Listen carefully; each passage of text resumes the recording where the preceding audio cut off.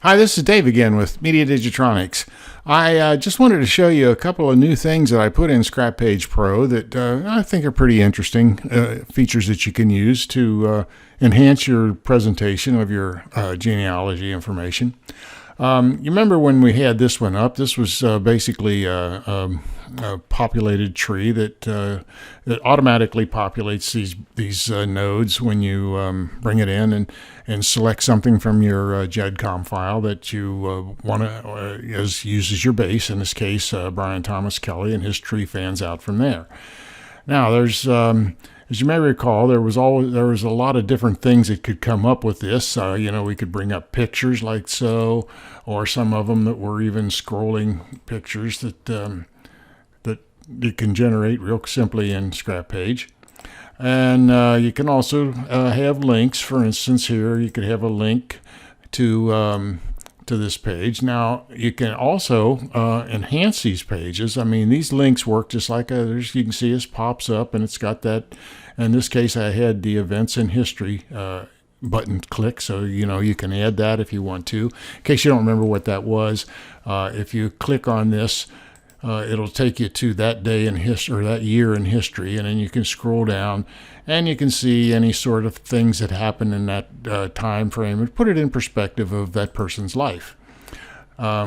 Also, though, you can add additional information and photos. You can dress them up however you want. As you can see, I made sort of a collage here of pictures of this woman from when she was very young until when she was older.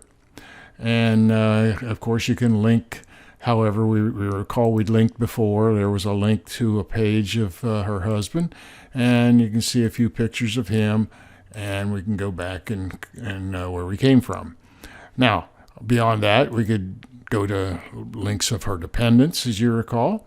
Here we go. We got a scrolling film strip here of pictures of that young man. And similarly for this lady, or this young lady here, we can scroll horizontally if you want to. So you can set it up either way. ScrapPage takes care of that for you. And anytime you want, you can always just jump back home. Now, I think I've shown most all that before. So one of the newer things I've put in here is a butterfly type of a layout, a pedigree layout. And here you can see the nice thing about this is you can get 1, 2, 3, 4, 5 generations real easily. Actually, you can get 6 quite simply. But you can see how you can fan this out and get a nice presentation of your page. And then, of course, all of these things are linked like anything else. And here I put this history. If you want to see some older history, let's just jump back here to say, somewhere in the 1850s time frame. And if you jump back here, you'll see the historic events in 1850 came up. And you can scroll down and you see whatever happened, like Henry Clay with the Compromise of 150 and whatever else. So anyway, that's the information that's kind of presented there. Now, beyond that, you can have simple layouts, like this is just a three-dimensional tree. And the reason not three-dimensional, three-generation tree. And the reason I put this up is because people have questioned whether or not you can link beyond the generations. And the simple answer is yes, you can keep linking out as far as you have. So if this 3-gen tree here was to link out, we could say, okay, we'll go out to him. And there it links to Edward Joseph Coleman and pages out from him. And if there was further additional information that would link, you could link this any of these nodes to further information that you might have back in time. So if we go back here, we can see the same way here. Here it is with Brian Kelly's grandmother. And yes, there is more, so we'll link beyond her, and there she is, and linking on down. And just like with any other, when you ever create a page, you can always just add these little links to the other links, like to subtree links.